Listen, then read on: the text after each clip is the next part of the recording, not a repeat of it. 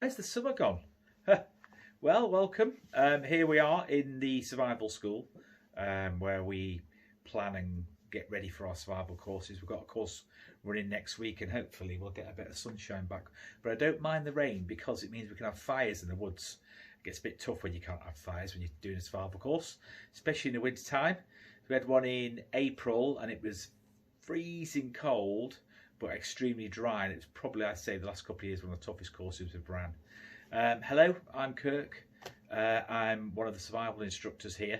A little bit about me, actually. How did I get into survival, and who are survival instructors? Well, you've seen your Bear Grylls and your Ray Mears and all that, and they're the more famous ones that you see out there, but there are a cohort of us out and about doing the business, and I've come to the survival world from a military and private security background. And my forte really is psychology of survival, how to get through a survival journey, because I've been a survivor myself.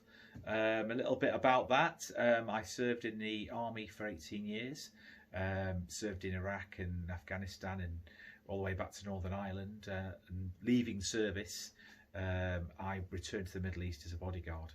I was seriously injured in 2013, resulting in the loss of my left arm.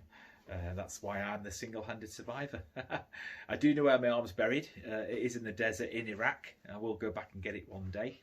I was an actor. I also do acting as a part of a side gig. I like to roll around on set screaming and playing a soldier being wounded, and that's one of my little buzzes. I've been in a few films lately, and it was in 2019 when I was acting out in Toronto in a play when COVID kicked in.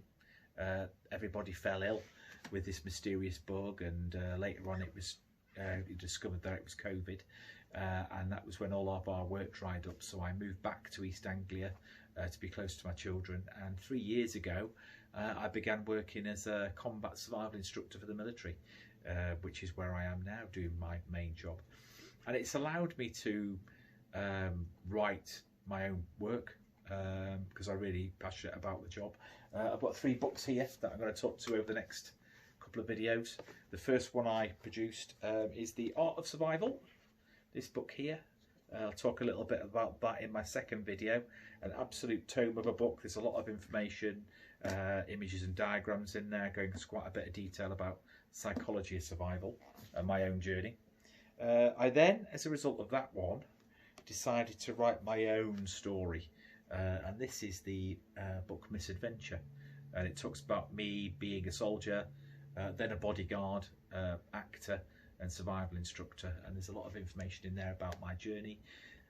Got quite a warty beard going on there. I think I was going through a bit of a bear stage, being a bit growly. Okay, so that's out there now. And then the third one I'd like to talk about is my latest one, which I've published only the other day actually, the Traveller's Survival Guide. That's a very quick reference guide. If you're going on a flight somewhere, a couple of hours flight, you know, a little bit of a light read.